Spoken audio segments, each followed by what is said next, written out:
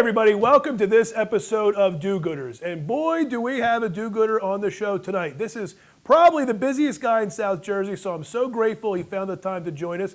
This might be the only way I can get him to sit down with me, because I can't get a beer with him, I can't play golf with him because he's so busy serving us all in Trenton. I want to thank my good buddy, Senator Michael Testa Jr. for coming on the show tonight. So good to see you, man. It's great to see you. It's good to see you up from Florida, and you're absolutely right. I owe you absolutely at least a dinner and a few rounds of golf, but you've gotten to play golf with my dad at least, not me. Yeah, it's pretty bad. I spend more time with your father than I do with you, true. who's a great guy. So you know what? Speaking of your father, let's kind of jump right in. So everyone knows we are shooting here at the studios in beautiful Rowan College of Southern New Jersey's Cumberland campus, and you are a Cumberland County family. So would you mind sharing a little bit about how deep your roots go here in the county? Sure. And don't be modest. You can talk about your grandfather, your father. So, you know, my father's grandfather came here and settled here, really didn't speak English. So that's my father's grandfather.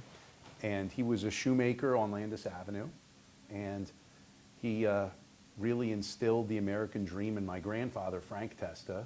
And here's a really cool story about my grandfather. I only learned this recently. My grandfather, Frank Testa, when he went to first grade, he didn't speak English. And he learned how to speak English at a public school and taught his father how to speak English while he was learning English. You know, and my grandfather, Frank, ultimately became an attorney. He was valedictorian of Vineland High School, ultimately went to college and law school and became an attorney and ended up being the first elected mayor of the city of Vineland in 1956. A lot of people don't remember this, and certainly before my time. Vineland used to actually have a borough and a township. Yeah. And once it became the city of Vineland in the first contested election, my grandfather won in 1956. So he wasn't the first mayor of the city of Vineland, he was the first elected mayor of the city of Vineland. And you know, after that, eventually he became a Superior Court judge, and he really instilled in my Uncle Joe, my father, my Uncle Frank, and my Aunt Jerry that education is king. You know, that no matter what you plan on doing in life, you have to get your education, and nobody can ever take your education away from you. So he thought me playing, you know, high-level sports was somewhat silly to him. It was a foreign concept as to why you would play college tennis if you're not going to go play pro or anything like that, because he thought you should focus on academics. Well, his name's on a building somewhere in town, isn't it? It is. It's on the municipal court, because he was a municipal court judge before he was a Superior Court judge. So on the municipal courthouse right down the street from both my legislative office and my law office, I get to see the Frank J. Testa, you know, municipal justice complex. And it's wonderful to be able to see that legacy. And he was one of my best friends. And your grandfather kind of passed that legacy down to your dad, right? Absolutely. And then eventually, you know, in 1983, my grandfather retired from the Superior Court and was of counsel at the law firm of what was then Basil, Testa and Testa. It was Frank Basil, my dad's law partner, my Uncle Joe, who's now a retired Superior Court judge, but was in the firm at the time, and my father and my grandfather. And there's some great pictures there that every time I'm in the office, I have to walk by and take a look at some of those pictures, just to sort of remember where I came from. And that office is still here in Vineland on Landis Avenue, and people are working there every day. Absolutely. It's Testa Heck, Testa and White is the name of the law firm now, and your good friend that you grew up with, Justin White's a law partner of mine. Great Full guy, disclosure, I have a client. I have to disclose that. Okay. Very happy client, and he's not lying. That office could double as a museum as far as Vineland history, especially Vineland legal history. You can almost feel it when you walk through the building. Thank you for that. Yeah, and I don't take that Those lightly. walls could talk, huh? Yeah, I mean, and I don't take that lightly. I realize that I have massive shoes to fill between my grandfather and father, and you know, my cousin Frank, who was, you know, my confirmation sponsor and the guy who drove me to being a lifeguard in Wildwood, literally drove me to work every day, is now a Superior Court judge following me. And that's a hell of a commute. That's not like getting dropped off down the street. That's an hour each way. That's correct. We did not have a shore home, but that was my first job, was the City of Wildwood Beach Patrol. Not a bad first job. I got to tell you, like a pretty darn... Good views. Yeah, very good views, and I learned a lot. Although I don't enjoy the beach as much as I should when I am there, because the instincts that it really instills in you, you're watching everybody else's kids. Once a lifeguard, always a lifeguard? Yeah, you're sort of watching everybody else's kids in addition to your own, and it kind of drives me a little bit mad when I see how people are relaxing when their children are not necessarily being watched, or when they should be a lot safer and have eyes and hands on them a little bit, you know. So you get done being a lifeguard. go to high school right here in town? So, sure, Vineland High School, class of 1994. Look, I happen to love Vineland High School. My daughter Eva is there in the AMSA program now as a sophomore. You know, a lot of people knock Vineland Public Schools. I got to tell you, I'm the product of Vineland Public Schools from 7th through 12th grade. I really appreciated the education that I got there. And the fact that, look, a lot of times people poo-poo the Vineland school system. I think it gives you a level of grit and street smarts. Just because of the diversity, you get to meet so many different people from so many different walks of life.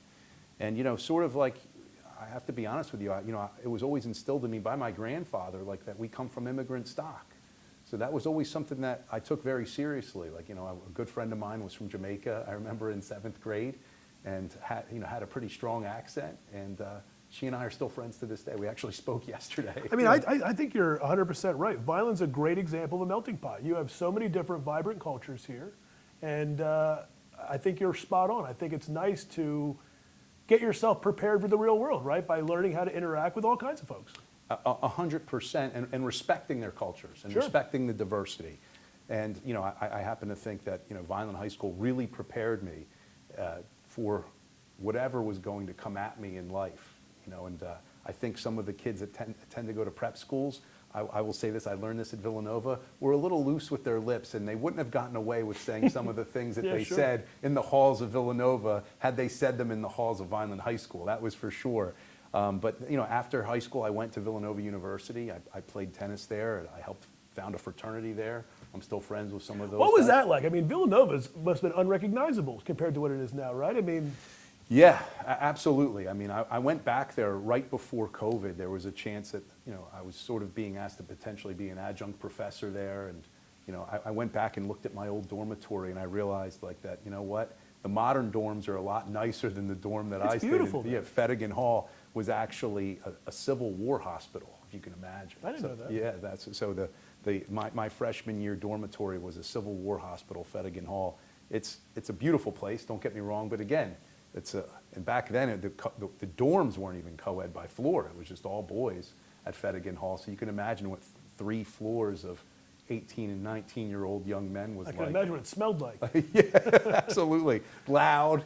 So that was 94 to 95, and just the experience I got at Villanova. You don't even realize how great of an institution you're at until you're about 26 years old. After you're gone, and you realize, like, wow, the opportunities that you had there, the people that you meet there, the professors that I had, just really enriched my life. I mean, I have to say, I feel like Forrest Gump. I was just so very blessed, you know. And then after college, I went to law school, you know, literally. Did you feel a pressure to go into the law, or were your grandfather and father kind of open-minded, or did you feel something that maybe that was destined for you? So the answer is, when I was in high school, I thought I was probably going to be a physician.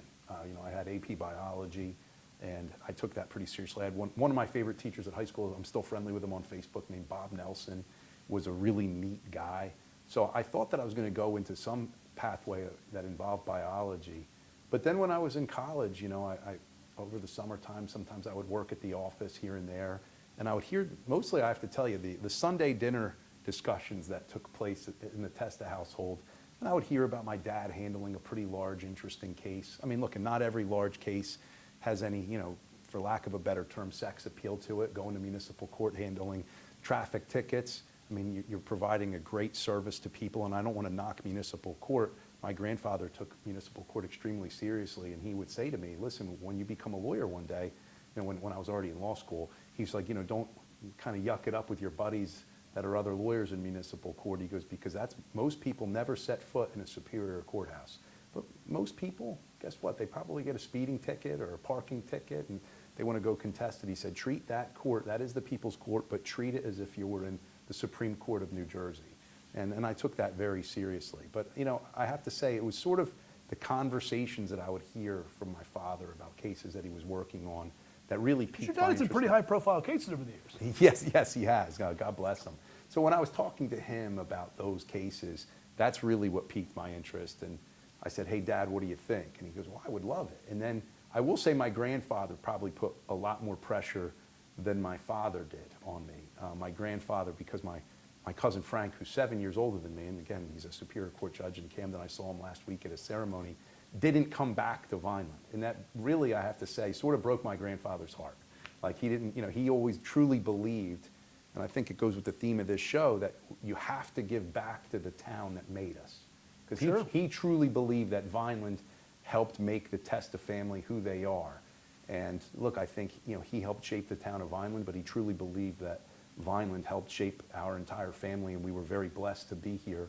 And I agree with him 100%. So I had the pressure not only to become a lawyer from him, but to come back. And he would say, maybe, and we always called him Frankie, he said, maybe if you're here, Frankie will come back and practice with you, And look, I have to tell you, I looked up to my cousin tremendously, and he became a partner at a very large firm, Morgan, Lewis and Bacchius, and so he was a very serious lawyer, and I knew he wasn't coming back to Vineland at that point, not because Vineland doesn't have serious lawyers, just that he was in a little bit of a different stratosphere at that point in time. But his cousin, the senator, helped him become a judge. There's still time, Frank. We'd love to have you back. There's still time. Right. Like I said, his cousin, the senator, helped him become a judge in Camden County when it was time for him to do that. Well, I guess that's the natural progression, so we might as well get there. Graduate law school, come back, join the family firm. Yes. So once I was in the family firm, another real... Nice to know you had at least one job offer coming out of law school, right? 100%. And what's funny is I remember when other students were going for interviews, people would say to me, aren't you going to... Did you even bother? I didn't. There was a gentleman at the gym where I was a personal trainer called Mainline Health and Fitness that was a very high-level medical malpractice lawyer in the counties. Most people in Pennsylvania, you either practice in Philadelphia or you practice in the surrounding counties. Sure. So he practiced in the counties, and he was trying to recruit me. He was a great guy, and I said, listen, I'm going to work for my father. The die has been cast. Right. And sometimes I think back, and because the main line is a very, very nice place. Maybe, did I make a mistake? I don't think I did. I think I'm on the right path for sure. But, there's always that what if, like, hey, what if I had stayed up there? What would have happened? But once I came back, I was... Did you have to interview? I did. Really? Yeah. With your dad? With Mr. Basil, with Frank Basil, his law partner. Was it a real interview? It was pretty real, yeah. Okay. Oh yeah. I mean, he wanted to look at my grades and resume, and I did the formal interview process, and it was very interesting. So, if you're from around here, you know who federal Judge Brotman was, Stanley Brotman. Yeah, sure.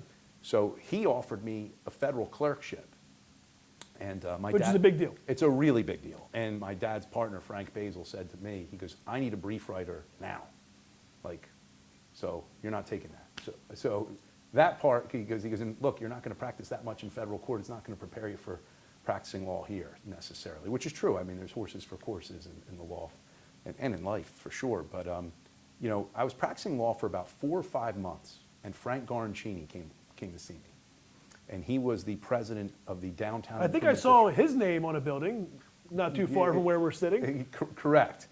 And talk about a do-gooder, right? Yeah. So he was heavily involved in the Vineland Downtown Improvement District. There's a lot of buildings with his name on it around here. That is correct. And look, I worked for him at his liquor store, ShopRite Liquor and Wine Cellar. So I had known him for a long time. He was a tennis aficionado. We played tennis together. Now, I heard those were the least profitable years of the liquor store. They had some issues with product going out the back door. There's no truth in that, is there? There's absolutely no truth. No, listen, I was so close with Frank that he even made me, his family made me a pallbearer at his funeral. I mean, that's how tight we were. But he asked me to get involved in the Downtown Improvement District, which is now Vineland Main Street, but the Vineland Downtown Improvement District. And I still remember, you want to talk about volunteering for your town? I said, well, what do I have? And you were a young man then, right? I was 26. Yeah. And like I said, I might have even still been 25. I mean, but I might have been 26, and I still remember the first project that we did. The mini parks at Landis and the Boulevard. Sure. They call those mini parks. We were cleaning them up. I was like, what do I have to do? He's like, oh, show up here at a certain time, and we were, gardening gloves and. Is that what you had in mind, or? That's not what I had in mind at all. Yeah. But that's where it really started. My volunteerism was with the Vineland Downtown Improvement District, and there was a woman who was our executive director, who's just a great lady that I'm still friends with, Linda Schimmel, if you know Linda. And she was our executive director. Frank was board president. And like anything that you really do a deep dive into, 2 or 3 years later, they make you the president, right? And I became president of the board as a young man, and we took it from just a downtown improvement district to a national Main Street organization. And I went to a few of the national Main Street conferences. One was in New Orleans, about 6 to 7, maybe 8 months after Hurricane Katrina. No kidding. Oh yeah. So there were still the ravages that we saw there, but we wanted to keep it there to help, They needed obviously it more than ever, sure. Right, they needed an influx of some capital for sure. So, a bunch of people who were at a conference, that's a good way to do it. So, I really had a lot of ideas about downtown. And look, my office is in downtown Vineland, and my legislative office is in downtown Vineland. So I truly believe that we need to revitalize our downtowns, because what happened, years ago, not that I want to see malls go away, and they unfortunately are, because I'm sure you spent as much time at the Cumberland Mall as I did as a kid. As much as anybody. Right. I mean, look, between Orange Julius, the Spaceport, Friendlies, and Lucas. We've got 2 pizzas on that side of the camera that just came from, shout out to Lucas Pizza at the Cumberland Mall. Absolutely, which, I think I am probably one of their 3 best customers. I've been going there forever. They've been there over 50 years. Well, tonight they said #1, if it makes you feel good. That does make me feel good. That does make me feel good. But, Lord knows I spent a lot of time in that mall. But the problem is now with Amazon, our downtowns are suffering. People aren't going. Why is it important to bring back downtowns to a community? Well, look, you don't want them to look dilapidated, because perception becomes reality. If people think it's a dangerous area, they're not going to go to that area. And you have specialty shops. Like, I don't know how people shop for clothes, suits like I'm wearing by going online. I mean, you got a guy like Brian Lankin with Al's shoes still there. How long have they been there for? I mean, geez, it's got to be over 60 years. Yeah, I mean, it's got to be over 60 years. But remember, there used to be Al's shoes, Martini shoes, and there was other shoe stores on the avenue. The Shoe Center, which was my dad's cousin. Testa shoes 100 years ago? Well, that was a long time ago. Those were actually like handmade shoes. But yeah, and he actually made shoes for people who had orthopedic problems. So there was some very custom shoes from my great-grandfather, whom I never met. But he obviously the downtown means a lot to us. So, but when you listen, I think it's the heartbeat of a community. 100%. So when I hear people who are, anti-tax credits and things like that, when there's a historic theater like the Levoy in Millville and the Landis Theater in Vineland, those have to be hubs of activity. And I truly still believe it's sort of like the Field of Dreams. If you build it, people will come. And I'm seeing some. I talk a lot about pendulums. I talk with my hands a lot, like I know you do. And right now the pendulum has swung so far this way, the digital, e-com, everything. I think people are dying for analog experiences again. You want to go talk to the guy that sells you your shirt. I think people are dying for that human interaction. So I'm actually bullish on Main Streets coming back and seeing in-person retail. I mean, it's never going to be what it was, but I'm not ready to pull the plug completely, because I think there are a big part of our community that loves that, and it connects you to your neighbor, to your brother, to your, and it's special. 100%, and we're seeing, also the mental health issues of people who have gone nearly 100% digital, where they're not getting that social interaction, especially our young people. I mean, and that's a problem that we talk about in Trenton, where I'm a state senator. And I have to tell you, but the downtowns, like you said, are absolutely the heartbeat of the community. Also think about this, when there's a soccer ball right here on the table, your child's soccer team isn't getting sponsored by Amazon. Oh God, you're stealing my whole spiel. Yeah, so we both agree that Main Street is so important in bringing back retail to communities to keep the money in the local economies. And I know it's an issue that's really important to you. It really is. I mean, look, all of our small businesses are the backbones of our community. People say that stuff, but it's true. That's 100% true.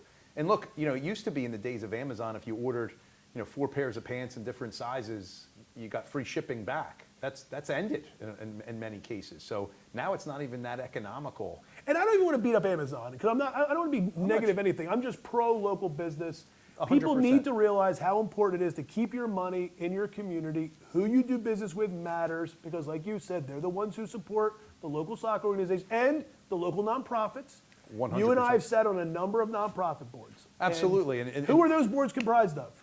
Local business people. 100%. They're mostly local business people, or retired people, typically. Who were local business Who people. were local business people and really care about the community that they're in, because most of the nonprofits that are down here, they're not paid board positions. No. They're total volunteer. Quite the opposite. It usually costs you to keep that board seat. And to be clear, I want to toot Tim's horn a little bit. I met Tim through Big Brothers and Big Sisters. That's where we really got to know each other. I was on the board there, ultimately becoming board president, and Tim was a big. I remember your little very well. And you were very invested in him. Nobody had a better sneaker collection than your little. I remember that. He was a little spoiled. Yeah.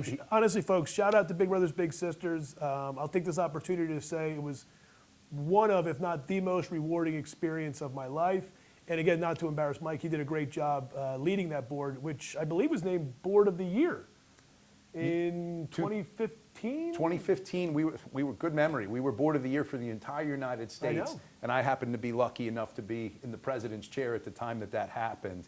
And, I always made a joke about Cosmo Giovinazzi, who was board president before me. I said, look, Cosmo, you didn't really do that much. But he really gave me the alley, and I took the oop, you know what I mean? And look, nobody, there's no better executive director of any not-for-profit organization than Donna. I got to tell you, I'm not supposed to play favorites because everyone knows I raise money now for over 400 nonprofits. But I will say this, you're not wrong. No. You're not wrong. She's a dynamo. And the hand she's dealt and being in this community and what she inherited, Big Brothers Big Sisters is certainly near and dear to my heart. I know it is to yours too. Absolutely. And, the highest compliment I give anyone or anything is that they may have peers, but there are none better. Sure. So Donna may have peers. Nice way of phrasing it. Maybe she's not the best, but nobody's better. That's right. She may have peers, but there are none better. All right, so it's pretty obvious you and your family really care about this community economically, financially, and ultimately politically. So politics wasn't your DNA. You had mentioned that your family had served in judgeships and also had been a mayor, and I know your father was involved as a city commissioner. Or he was the city chairman of the Vineland Republican Party, yeah. So. And then eventually you got called, and that was the next kind of service. Yeah, so I moved back to Vineland. I lived with my parents in Buena Vista Township, because they moved when I was in law school, my first year of law school, from Vineland to Buena Vista Township. And your grandfather rolled over in his grave? Something like that. When your dad moved 2 miles over the line? That's correct, that's correct. And, I lived there for 5 years, so from 2001, when I graduated in 2001, I came home in, I guess, October of 2001, and I lived there until 2007 when I bought my house in Vineland, and I got married later on in 2007. Restored order to the force? There was a Testa living in Vineland again? Listen, I wanted to get back to Vineland very badly, I have to tell you. And I think as a business owner, you want to live in the town and where your business is, sure, in an ideal world, right? And, in 2008, former Chairman Larry Pepper of the Cumberland County Republican Organization, I think he had put in 33 years. I was just going to say, how long did he have that job for? 33 years. I was going to say 50. Yeah, it was a long time. I'm sure it felt like 50. And we're sort of reforming the Cumberland GOP, and I became the vice chair of the organization at that point in time and the solicitor. And then in 2014, I became the chairman of the organization. And I was always taught by my father and grandfather that it was better to be the king maker and not the king. Sure. But then there was a calling. I got a call in late 2018, probably September, October of 2018, from then Senator Tom Kean Jr., who's now Congressman Tom Kean Jr., to say, hey, look, there's an opportunity. Whose father was the former governor of New Jersey? Yeah, well, probably the most beloved probably governor. the most famous one, right? Yeah, the most famous, New Jersey and you, perfect together. Right. So, the most renowned governor on either side of the aisle in Tom Kean Sr., but Tom Kean Jr. was the minority leader in the Senate at the time and said, look, your name keeps coming up as a potential candidate for this open Senate seat, because then Congressman Van Drew, he had been the senator, became Congressman Van Drew, so there was a special election in 2019. I decided to throw my hat in the ring and through a lot of hard work. Was that a tough decision? No. Okay. No. I have to tell you, so, I bartended at the Midway Inn, which was owned by... Rest in peace. Yeah, that was owned by Jerry Gormley, who I happen to love both Jerry and former Senator Bill Gormley. Jerry had a very special place in my heart because he taught me how to bartend. And I got to hear the stories of then Senator Gormley when he would come in, and the stories that he would regale people with about serving the state of New Jersey, and him in Legislative District 2. He had Atlantic City, which was booming then as well. So I kind of always had a little bit of a bug. The bug had bitten me for sure about politics, and I never thought that I could be a sitting state senator, and I had the opportunity, and I grabbed it with both hands. And how old were you? So I was 43. Yeah, I was 43. And it's kind of funny. So a lot of the mentality, I will say, is that people were saying, you're so young. Are you sure you want to do this? I said, JFK was 43 when he became president of the United States. Yeah. So I said, I think I'm ready. And this is just NJL1. This is no big deal. Right, yeah. But here we are, now it's... So for folks that may not understand New Jersey state politics, what is your district? What does it encompass? What is the first legislative district? Sure. So the first legislative district is all of Cape May County, most of Cumberland County. There's 5 towns that are not included in Cumberland County. Which is weird. Yeah, right. It's Deerfield, Upper Deerfield, Shiloh, Stowe Creek, and Greenwich. So I happen to know which 5 are not mine, so that's good. And then there's 3 towns in Atlantic County. I have a small sliver. and I still remember it's Estelle Manor, Corbin City, and Weymouth. And I remember by the acronym ECW, one of my favorite wrestling organizations growing up. So it's mostly, for the most part, all of Cumberland County, all of Cape May County. For the most part, yeah. Okay, great. With a sliver of Atlantic involved, which it's a very rural area, so it's something that I'm familiar with, the issues that they face. And I have to tell you, I realized that overall myself, Eric Simonson, who's the assemblyman, and Antoine McClellan, another assemblyman, both of which are my running mates, and they're fantastic. We really all kind of came together. I'm going to bring up basketball now, like that 1985 Villanova team that won the national title. We didn't necessarily know each other, but we really started to gel during the campaign. And we all had the same ideas that South Jersey wasn't really getting her due, under the Gold Dome in Trenton, and the issues that we face here in South Jersey, transportation issues, rural poverty, things like that, weren't really being discussed in Trenton. And I think in the last 6+ years we've been in office, we've made our voices heard. And you love it. I do. You love it. I do. I mean, the way your face lights up, I don't want to discuss any partisan issues, and I'm not No, here to endorse no. anybody, but I will say you love it, and you truly care about this community. For better or for worse, I can tell you people, he cares. And that's what I've always admired. You and I don't always agree on every single thing. Of course. But I know ultimately you are following your gut and your heart, and you do things that you think are in the best interest of you and your constituency. And that's why I think it's nice to have representatives who live in the communities they serve and have deep ties. So, first of all, always thank you for the service, because it's Thank you. It's a tough job, man. It's not an easy Not job. a lot of thank yous. And one of the things Long hours. Very long hours. And I have to say, I study the issues. And that's something I have to say. I have to give a shout out to my grandfather. Because when I first became a lawyer, he said, he called me Mikey. He said, Mikey, you got to read the rule book. You got to read the rules of evidence. He goes, you know how many lawyers came before me as a judge that didn't know the court rules and didn't know the rules of evidence? And he would say, you wouldn't play checkers without reading the rules. And he goes, and there's attorneys that don't understand the rules of evidence and don't know the court rules. So to me, you have to always... Well, I think there's a lesson there, if I can interject for Please. a second. That's one of those great lessons you can teach young people, or really people of all ages. Being prepared is one of those things that doesn't cost anything. Nothing. And it's critical in success. I mean, there's not many endeavors that you don't have to prepare for. And you can tell those who are not prepared. Because I don't prepare for these podcasts. That's why they go so poorly. But I no, doubt all that. kidding aside, I think preparation. I'm glad you brought that up, because we're always trying to impart maybe some wisdom, Sure. some best practices. And again, preparation doesn't cost anything, and it's a critical piece. 100%. So you're serving us in, I don't want to make this too much about politics, but again, you're doing a great job. Thank You love it. But I do want to talk a little bit more about your philanthropy. So you mentioned the time you spent leading Big Brothers Big Sisters. There's another nonprofit that was near and dear to your heart for a number of years. You want to talk about that a little bit? Sure, the Vineland Regional Dance Company. Because I look at you and I think Vineland Regional Dance right away, right? Yeah, so what happened is my wife, Julie, I can't quite picture you in a tutu, but No, please don't. wipe that thought out. Yeah, exactly. So my wife was a very accomplished dancer from the Vineland Regional Dance Company. She ultimately became a Miss New Jersey, and ballet was her talent in the Miss New Jersey and the Miss America pageant. And what happened was there was an attorney by the name of Ed Duffy. I don't know if you knew Ed. No. Okay, he was a local legend. He had been the attorney for the Vineland Regional Dance Company since its inception. And A lot of legal work for Vineland Regional listen, Dance? contracts Okay. with different places that they're going to dance. Not a whole lot of legal work, but certainly bylaws. And look, and I'm not trying to knock anybody, but when you get about a dozen really artistic, passionate women who were involved in ballet, Robert's I rule- would think more referee than attorney. Right, Robert's rule sort of goes out The the window. window. The agenda isn't necessarily something that's followed. And, Ed had been the attorney for them probably for about at least 25 years. And, they're a 501c3. So he said, hey, look, you've married Julie Barber, now Julie Testa, who is heavily involved.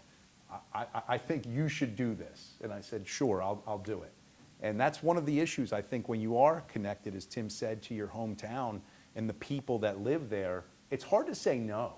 I mean, for me, it's really hard to say no. And don't let this guy fool you, how much he was involved with his little and how much you cared. I know that, and I won't go too deep into it, but it really matters. And you can tell when people really care and are passionate about the work that they do and who they serve. So what happened was I said to my wife, Julie, is this going to be a lot or what?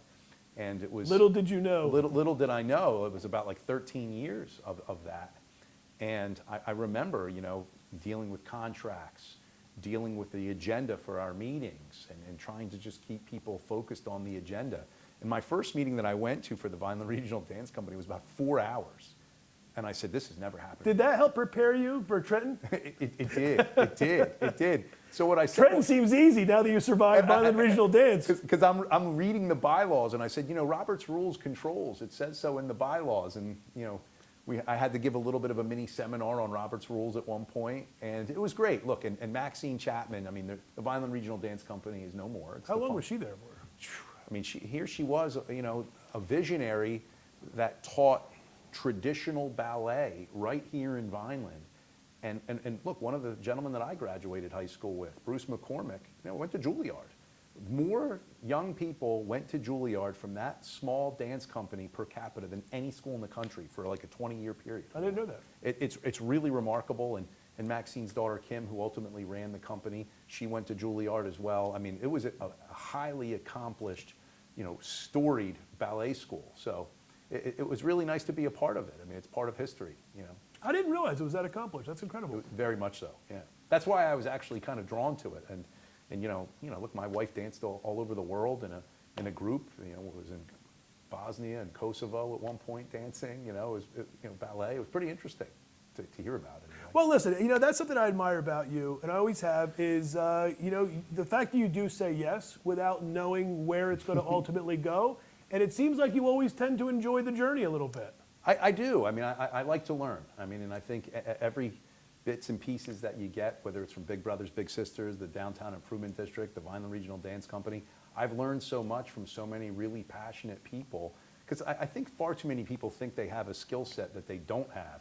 I readily admit that I don't have a skill set, and I ask the experts, and it was kind of funny getting back to ballet. I started noticing, what made a good dancer and what maybe made a dancer with potential that wasn't hitting the right positions. And I remember I called it out one time, about what a certain dancer needed to work on, and Maxine was beaming with pride. She said, "You know what that is?" Oh, I said, "If I have to sit here and watch, I better, I'm gonna at least try to understand what I'm looking at, Well, we're going to kind of draw things down a little bit, because I want to end on that point. And one of the big messages we try to get across on this show is get involved, because it's going to be a great experience. And it doesn't have to be financial necessarily. Not at all. But find a nonprofit you care about, find a nonprofit that could use your assistance, and you're going to get a lot out of it. Because I can tell, not just from this conversation, but all of our previous conversations, the way your face lights up, you've gotten more out of this service than the organization has, right? Oh, by far. And I think the Dance Academy, I think Violent Dance is a great example of that, because that just seems so non-obvious, right? Like, no one would have thought that, For sure. 20 years ago. And here's something you kind of happened into that then 13 years, memories, smiles, shaping lives. So the point of having folks like Senator Testa on is to give an example of how getting involved is good for you. It's almost selfish sometimes. And there are so many great organizations. We touched on a few, Big Brothers Big Sisters, the Downtown Improvement Authority, but there are thousands of organizations that could use your time, your energy, your money, let's be honest. Sure. But get involved, right? Would you tell everybody to get involved? Well, your community is going to be better for it, and you as an individual is going to be better for it. I think we have to really think of service as somewhat of an obligation to our communities. And I think getting back to your point about people just being in the digital era and not the analog era. There's a little side note. I mean, I feel like Cliff Clavin a little bit, like little known fact, Normie. But they thought CDs were going to come back in the last couple of years, and they did for a little while. No, it's records. That's correct. $1 billion in sales last year for the first time in 30 years. Right. I think people are really, like you said, yearning for that analog experience. And there's nothing more personal than volunteering with a great local nonprofit organization. He really teed me up. You really teed me up on that one, so I appreciate that. No, there's nothing more personal. But that's what we're here to say. So, folks, get involved, right? And now I got to shill a little bit, because all of these great nonprofits need funding, and that's really what Ticks for Good is all about. So I think Michael and I can both agree. We'd encourage everybody to go to ticksforgood.org and choose Big Brothers Big Sisters of Cumberland and Salem County. They will put your financial resources to great use. As you all know, we are giving away 4 tickets to the FIFA World Cup. This is a once-in-a-lifetime opportunity. The World Cup is not coming back to the United States in our lifetime. Tickets are sold out. Go to ticksforgood.org. Make a donation as small as $25 to a great cause like Big Brothers Big Sisters. Or we're also giving away a week at Disney. So go to the site, choose one of these great prizes, make a small donation. It has a lasting impact, and who knows, you might just win big. So, Senator, I can't thank you enough. I know you're a busy guy. You found some time for us. Hopefully everybody heard the message. It's always so great to catch up. And now you're on record that we're going to play golf and we're going to have dinner in 26. 100%. All right, folks, you heard it here first. Thank you so much for your time. Thank you so much, man. Thanks, guys. Really great We'll to see you next time. Great being on.